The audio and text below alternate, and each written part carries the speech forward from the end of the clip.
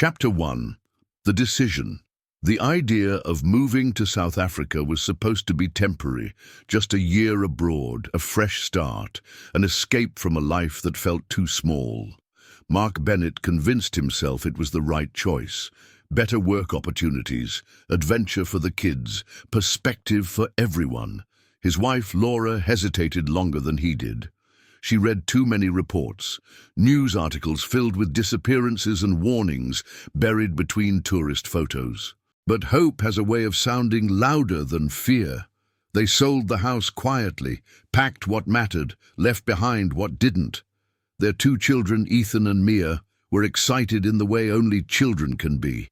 They saw animals, safaris, wide skies, not borders, not danger, not silence. The flight landed at dusk. Johannesburg stretched endlessly beneath the plain, golden lights fading into dark terrain. Mark felt it then, a tightening in his chest, a sense of arrival without welcome, as if the land itself was watching, waiting. They didn't notice the man observing them at baggage claim, but he noticed everything. Chapter 2. The House at the Edge. The house stood at the border between civilization and wilderness, too close to the bush, too far from neighbors. The realtor called it peaceful, Laura called it isolated. Tall grass moved constantly beyond the fence, wind, animals, or something else.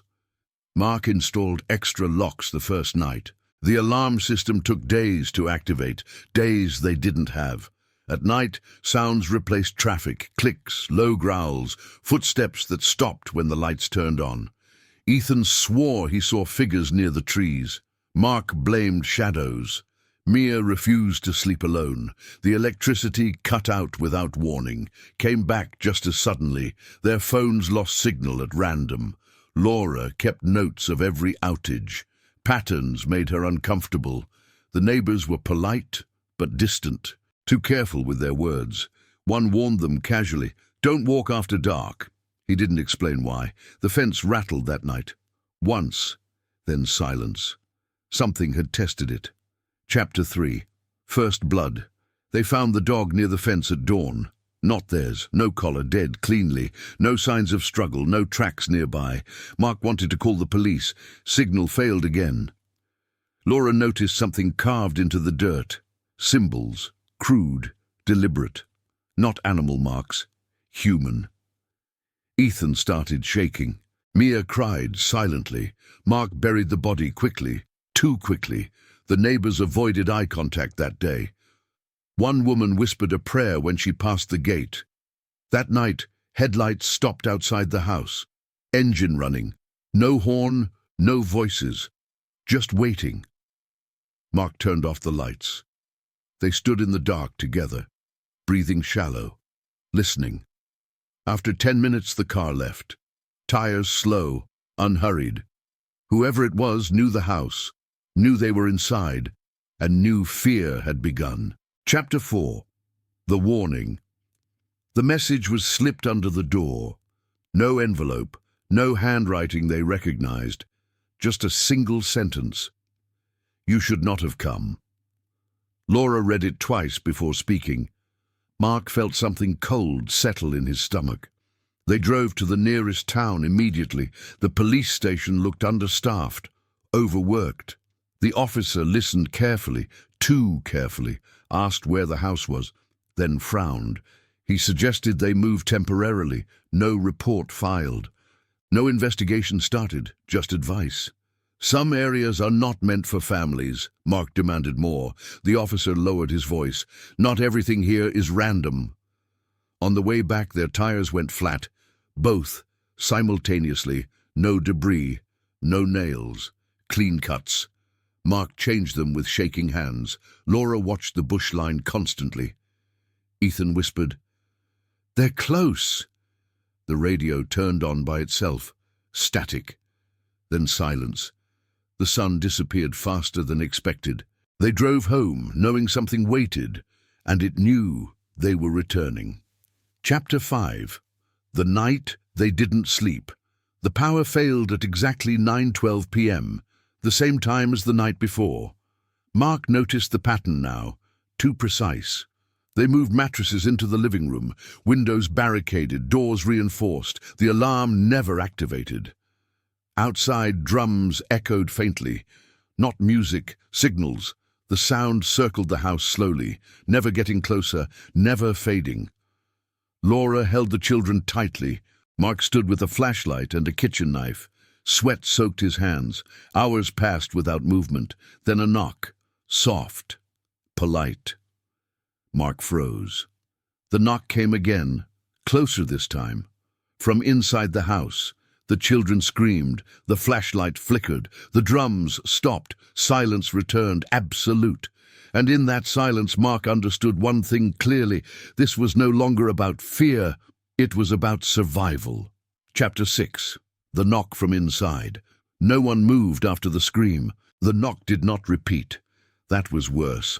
Mark checked every room slowly. Nothing was broken, no doors open, no windows forced, yet the air felt disturbed, as if someone had passed through. Laura noticed the smell first. Smoke, earth, metal. The drums never returned, but sleep didn't either. At dawn they found footprints, bare feet, children's size, leading from the hallway to the back door. Then vanishing, as if lifted straight off the ground. Mark took photos, signal still dead. Laura insisted they leave immediately, but the road was blocked. A fallen tree, freshly cut, not storm damage, intentional. Someone wanted them contained. The house was no longer a shelter, it was a boundary. Chapter 7. The man who warned them. An old pickup appeared near noon. A man stepped out slowly, older, scarred, eyes that had seen too much. He introduced himself as Peter, lived nearby, too nearby. He didn't enter the house, wouldn't cross the gate. "You're in a corridor," he said, "for things that move quietly." Laura asked who they were. Peter looked toward the trees. "People who don't want witnesses." He explained disappearances, hikers, families, aid workers, never found. The police avoided the area. Not because they couldn't help, because they knew better. Mark asked why they were targeted. Peter answered simply, "Land remembers ownership." Before leaving, he added one warning. "If they mark you, you must leave fast." Laura showed him the note. Peter's face hardened. They already did. He drove away without looking back. Dust swallowed the road. Hope went with it. Chapter 8. The chase. That night, movement surrounded the house. Not loud, strategic. Flashlights flickered in the distance, never close enough to identify faces. Mark attempted the radio again. One bar of signal appeared briefly, then vanished. A generator outside exploded suddenly. Fire lit the yard. Shadows scattered, then regrouped.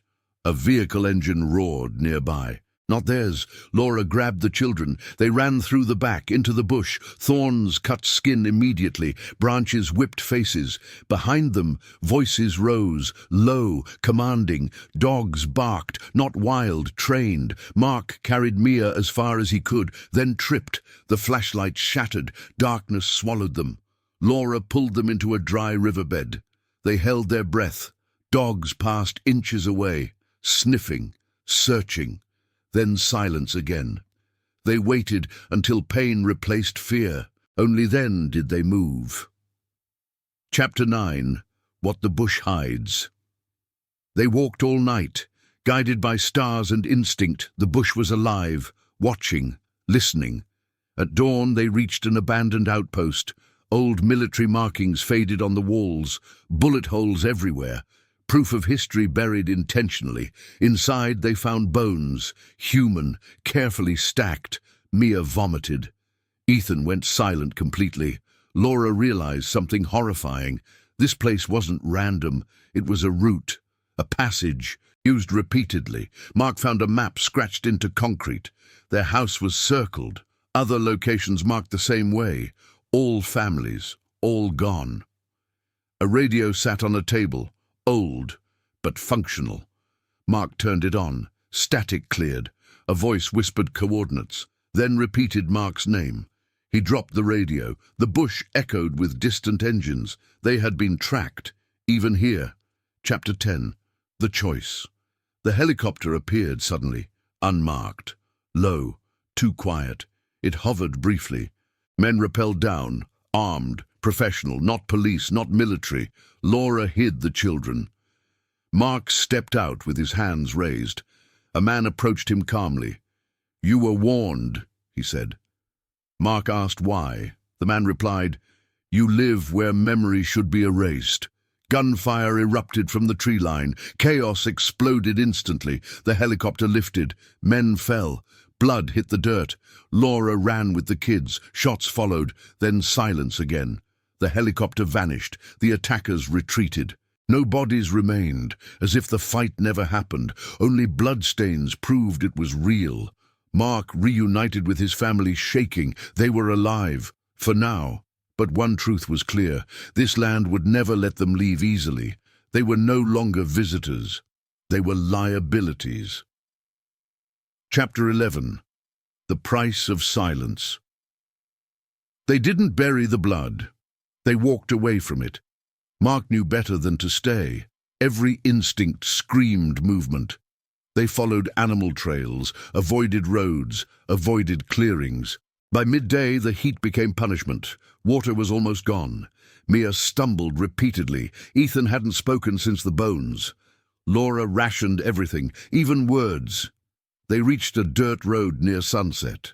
A truck approached slowly, too slowly. Mark waved cautiously. The driver stopped. A woman, local, eyes hard. She studied them, then the forest, then them again. "Get in," she said. No names exchanged. She drove fast, didn't ask questions. At a checkpoint, she slowed, bribed without discussion. No eye contact. After miles of silence, she spoke. People disappear when they talk, then drop them near a clinic, left immediately. Mark understood the cost of help. Silence was currency here. Chapter 12. The clinic that knew too much. The clinic looked abandoned. One nurse remained, older, tired. She locked the door behind them, cleaned wounds quickly, no paperwork, no records. She recognized the fear immediately. "They marked your land," she said. Laura asked how she knew. The nurse lifted her sleeve. A scar shaped like a symbol, burned, deliberate. Mark's stomach dropped. "How many?" he asked. "Too many," she replied. She warned them not to trust transport, not airports, not officials. Routes were compromised. Names were logged. The nurse provided fake IDs, outdated, risky, but better than nothing. She pointed them north. "Borders forget faster," she said. Before dawn, they left again. Behind them, the clinic lights went out. Permanently. Chapter 13. The Road of Teeth. The road north was hostile. Checkpoints appeared randomly. Men with weapons and no uniforms. They lied convincingly. Every story changed daily. Laura handled the children. Mark handled the lies. Twice they were searched. Once, a man touched Mia's hair too long. Mark nearly broke. But restraint kept them alive. They traveled with others briefly. Migrants, workers, people running from something unnamed. One night, gunfire erupted at a stop. No one screamed. They simply ran. A man fell beside Mark, shot cleanly. Laura pulled the kids into a culvert. They waited until silence returned. When they emerged, bodies remained. But vehicles were gone. No help arrived. Morning erased nothing. The road continued indifferently. South Africa did not chase them. It filtered them. Chapter 14. The Border That Breathes. The border was chaos disguised as order. Lines without logic. Officers switching shifts constantly. No pattern to follow. They waited 2 days. Then 3. Food dwindled. Hope thinned. A man approached them quietly. Didn't wear a badge. Didn't ask names. He offered passage. Not safe, but possible. Mark hesitated. The man leaned closer. "They are already behind you," he said. Laura felt it then. Eyes, from somewhere in the crowd, watching too carefully. They followed the man at dusk, through a service gate, past guards who looked away. On the other side, trucks waited, engines running. The man vanished. Just gone. The trucks moved immediately. No confirmation, no turning back. The border did not mark exit, it marked survival. Chapter 15. What followed them? The country changed, but the fear did not. They felt watched even in crowds. Reflections lingered too long. Phones behaved strangely. Messages arrived blank, then disappeared. Mia started sleepwalking, whispering coordinates. Ethan drew the same symbol repeatedly. The mark. Laura woke one night to a knock. Inside the room, Mark was awake too. They didn't answer. The knock came again, then stopped. In the morning, the hotel clerk asked politely, "Did you enjoy your visit to South Africa?" Mark said nothing. The clerk smiled knowingly. "They don't stop," he said softly. "They just wait until you feel safe." Mark realized the truth finally. They weren't being chased, they were being tracked, and whatever had marked them had crossed the border too. Chapter 16.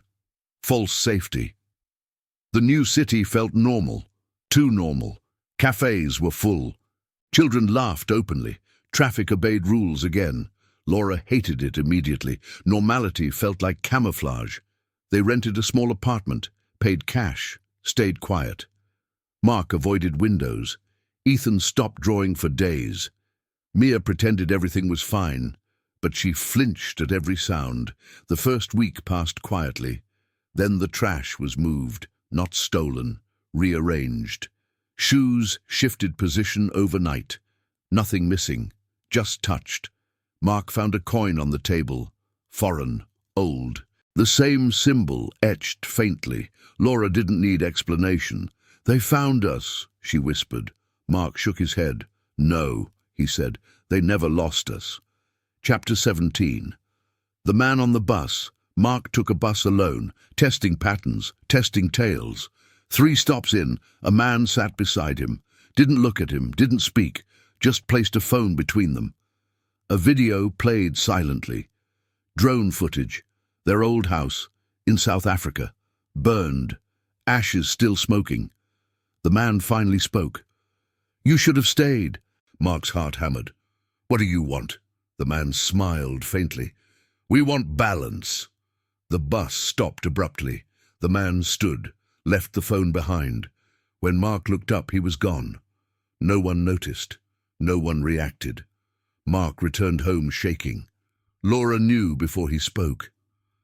That night, they packed again. Routine had become a weapon. Chapter 18. Children of the Mark. The children were changing, not physically, internally. Ethan began predicting things, power outages, sirens, rain. Mia heard voices in crowds, not words, intentions. Laura found drawings under the bed, maps, paths, symbols forming routes. None matched real geography. Mark confronted Ethan gently. The boy looked tired. "They talk through us," Ethan said. Mark asked who. Ethan shrugged. "The ones who don't like noise." Laura broke down quietly in the bathroom.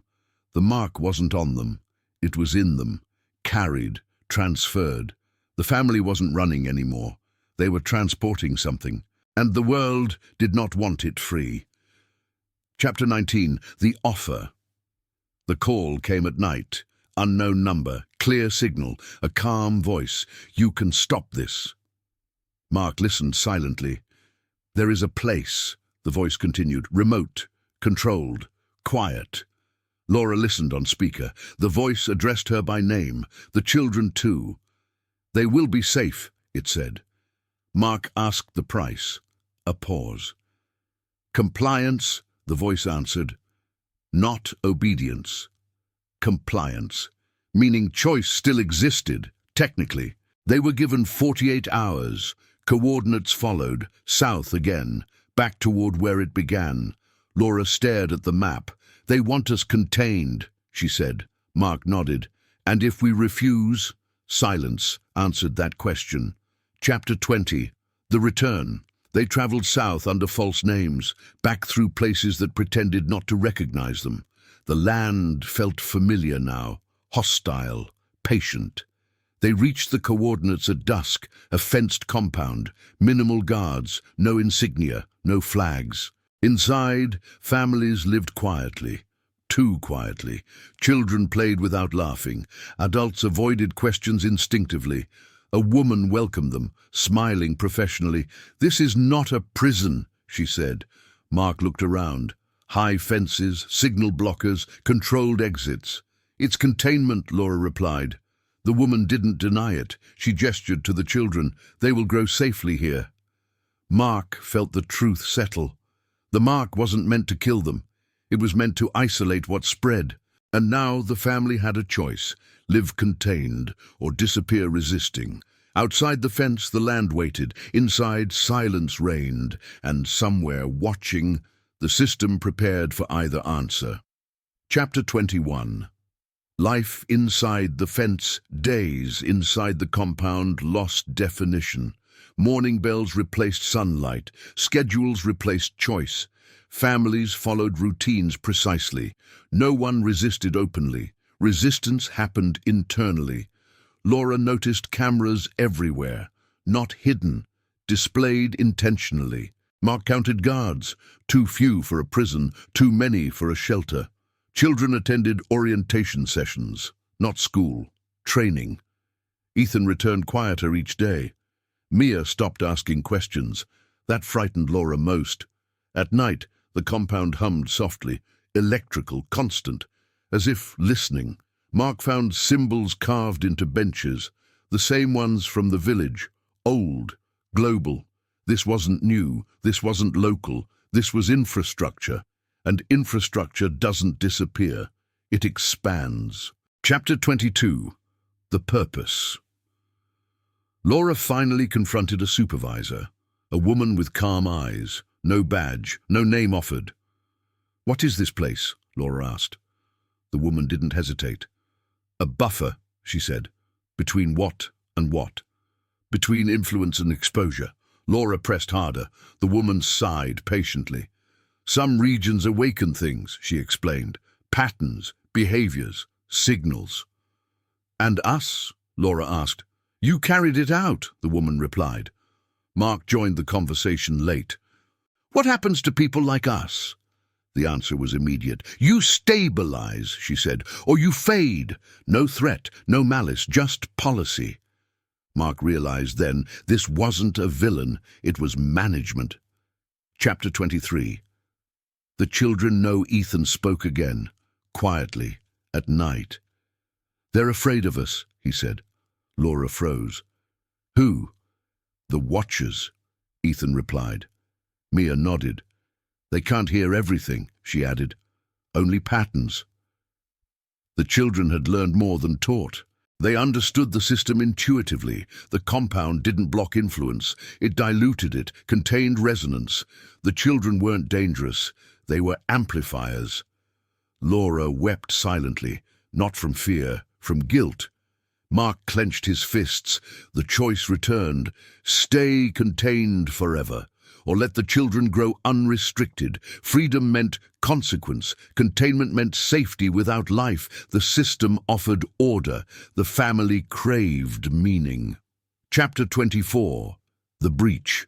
The breach wasn't violent. No alarms, no explosions, just absence. One camera blinked off, then another. Power dipped briefly. Mark felt it instantly. A window, not created, exposed. Other families noticed too. Fear spread silently. The guards didn't move. They didn't see it. The system was blind to improvisation. Mark understood. Systems fear unpredictability. Laura grabbed the children. They moved calmly, not running. Running triggers response. They passed the fence through a gap that shouldn't exist. The land outside felt alive again, uncontrolled, dangerous, free. Behind them, the compound didn't react. It logged the loss, adjusted parameters, prepared for containment elsewhere. Chapter 25. South Africa listens, They disappeared into the terrain, not hiding, blending. The land responded differently now, less hostile, more curious.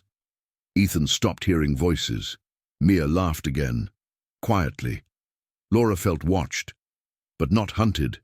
Mark understood the truth at last. The danger was never the land. It was exposure without understanding. Some places amplify humanity, fear, control, violence. Others teach patience, balance. The system tried to control what it didn't understand. South Africa wasn't dangerous. It was honest, and honesty terrified those who profit from order. The family didn't survive. They adapted. They didn't escape. They integrated. Somewhere, the system recalculated, marked their status, uncontained and waited, because systems always wait, and so does the land. Chapter 26. Uncontained. The status followed them silently. Uncontained was not a warning. It was a classification. Mark felt it in the way towns reacted. Police checkpoints appeared hours after they passed. Roads closed for maintenance. Signals dropped selectively, never fully, just enough. Laura noticed strangers watching without staring, people who changed direction subtly. The system wasn't chasing, it was narrowing probability. The children felt it first. Ethan said the air felt tight. Mia refused to sleep indoors. The land still protected them, but now it demanded movement. Stillness attracted attention. Every place they stayed too long became visible. Mark understood the rule instinctively. They were no longer fugitives. They were variables, and variables destabilize systems. Chapter 27. The Other Families. They found others, not by searching, by recognition. A woman in a market locked eyes with Laura. A silent exchange passed instantly. Coordinates were written on paper, then burned. That night they met beneath a highway bridge. 3 families, different accents, same tension, same children, quiet, observant. One man spoke carefully. "We all touched places we shouldn't have," he said. Another woman corrected him. "Places that touched us." They shared stories, patterns aligned, remote land, isolation, awareness, containment offers, escape windows. Everyone had refused or fled. No one stayed intact. They weren't cursed. They were tuned differently now. And the system didn't forgive tuning. Chapter 28. The Children's Signal. The children began synchronizing, not consciously, emotionally.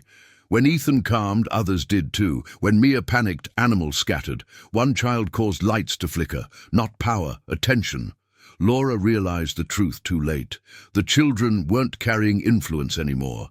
They were generating it. The land responded. The system reacted. That night, drones appeared. High altitude, silent, observational. The parents knew what it meant. Containment was no longer acceptable. Neutralization was next. Mark felt rage sharpen his focus. This was no longer about survival. It was about refusal. Refusal to be optimized. Refusal to be erased gently. Chapter 29. The choice becomes final. The system contacted them openly. No intermediaries. No politeness. A voice through every phone simultaneously. "You are destabilizing regional equilibrium," Mark answered without fear. "Then adjust," he said. The voice paused. Uncertainty, rare. Children stepped forward instinctively. Ethan placed his hand on the ground. The land responded violently, not destruction, interference. Signals collapsed. Drones fell inert. Screens went dark. The system lost visibility for the first time. Silence returned. Real silence, the kind systems cannot interpret. Laura held her children tightly. Whatever happened next, it would not be managed. Chapter 30. What Remains. They didn't win. They weren't supposed to. They changed the rules. The land absorbed them fully now, not hiding, integrating. They became part of places maps avoid, regions marked unstable, unreliable, unsafe for development. Children grew, different, calmer, stronger. The system adapted slowly. avoided certain zones, reduced expansion, learned caution. Stories spread quietly about families who vanish, about land that listens back, about silence that resists control. Mark sometimes watched the horizon. Laura sometimes missed cities, but neither regretted the choice. They were no longer contained, no longer hunted. They were irrelevant to optimization, and irrelevance was freedom. South Africa remained, not hostile, not safe, honest, waiting, always waiting. Chapter 31. The Quiet Zones. Maps began to change, not officially, subtly.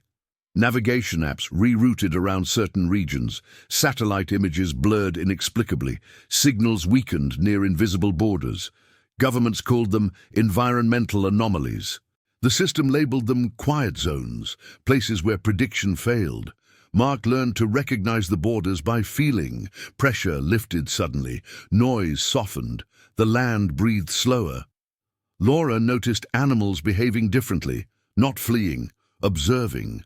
The children thrived here. They slept deeply, dreamed peacefully. The system did not enter quiet zones. It monitored from distance. Distance preserved stability. The family had become geography, not people, and geography is harder to erase. Chapter 32. What the system learned. The system did not panic. Panic was inefficient. It recalculated, abandoned aggressive containment, reduced exposure gradually. Quiet zones were written off, marked as low value, high cost, minimal return. Internally, something else happened. Algorithms began flagging human unpredictability, not as error, as variable. For the first time, systems modeled refusal. The family was cited anonymously. A case study without names, an anomaly without solution. The system learned boundaries, and boundaries forced humility. Optimization slowed slightly worldwide. No one noticed, except those who depended on speed. They felt something slipping. Control had found a limit. Chapter 33. The children grow years, passed unevenly. The children aged normally, their awareness didn't. Ethan became contemplative. He studied patterns in weather, not science, mood. Mia learned people quickly. She sensed intent before words formed. Neither displayed power. That would draw attention. They learned restraint. Restraint was survival. Laura taught them language. Mark taught them distance. The land taught them patience. They were not leaders, not prophets. They were filters. The world reached them dulled, filtered through silence. That silence protected them, and quietly protected others too. Chapter 34. Visitors. Sometimes people arrived accidentally. Hikers, researchers, lost travelers. The family never hid. They simply didn't announce themselves. Most visitors felt uneasy, left quickly. Some stayed briefly, asked no questions. A few understood instinctively. They lowered their voices. They didn't use devices. They listened. Those people left changed, not empowered, calmer, less urgent. The system noticed these people later. Their productivity dropped slightly. Their compliance softened, not enough to trigger correction, just enough to matter. Change didn't spread loudly. It never does. Chapter 35. The Waiting Land. Mark understood something fundamental at last. The land never opposed the system. It outlasted it. Laura felt peace settle slowly, not happiness, balance. The children didn't ask about cities anymore. They asked about seasons, movement, listening. The system continued optimizing elsewhere, building, controlling, accelerating, and occasionally it paused, avoided certain places, chose not to see. That was new. The family didn't celebrate. They waited. Because waiting was power, and the land was very patient, always had been, always would be. Chapter 36. The Signal That Never Came. One night, the system searched again, not aggressively, carefully. A probe crossed the quiet zone boundary. Sensors recorded nothing unusual. That was the anomaly. No noise, no data, no resistance, just absence. Absence confused predictive models. Mark felt it instantly, a pressure behind the eyes. Laura woke at the same moment. The children were already awake. No fear, only awareness. The land remained still, patient. The signal never returned. The system marked it as loss to terrain. Terrain was acceptable loss. What the system didn't know, the land had listened and decided nothing needed answering. Chapter 37. The City That Forgot. Far away, cities continued growing, faster, tighter, more efficient. People felt unease without source. They blamed fatigue, screens, weather. No one blamed silence. Yet some streets emptied earlier. Some conversations shortened. People hesitated before decisions. The system adapted poorly to hesitation. Hesitation reduced momentum. Momentum sustained control. Reports showed minor productivity decay, nothing alarming, until patterns aligned geographically, near old migration routes, near forgotten land, near silence. The system didn't panic. It recalibrated again. But recalibration had limits. It could not optimize what refused urgency. Chapter 38. What Remains Untouched. The family aged quietly. Mark's hair grayed. Laura's hands steadied. The children became adults without leaving. They never announced permanence. They simply stayed. The land changed slowly. Animals moved differently. Plants returned where none should grow. Fire avoided the quiet zone. Storms weakened near its edge. Nothing supernatural, just preference. The system categorized it as anomaly saturation. Too costly to analyze further. It learned avoidance. Avoidance was a form of respect. Though it would never call it that, the land didn't claim victory. Victory implied conflict. There had been none, only endurance. Chapter 39. The Last Attempt. Years later, a man arrived alone. No drones, no devices, no authority. He walked into the quiet zone willingly. He removed his watch, spoke softly. Laura met him first. He asked one question. "How did you stop it?" She shook her head gently. "We didn't." Mark joined them. The children stood behind. The man understood then. Stopping was the wrong question. You don't stop systems, you outlast them. He left without recording anything. The system flagged him briefly, then released him. He posed no threat. Threat required intent. This was understanding. Understanding spreads slowly and cannot be optimized. Chapter 40. The Patient Ending. The land remains. It always will. Systems rise, systems fall. They optimize until nothing remains to optimize. Silence doesn't compete. It waits. The family never became legends, never disappeared, never warned anyone. They existed. That was enough. Sometimes travelers feel calm near certain places. They slow down, they breathe deeper, they don't know why. The system still functions, but it hesitates now, just slightly, and hesitation is the beginning of freedom. The land listens, the land remembers. And patience, as it always has, outlives control.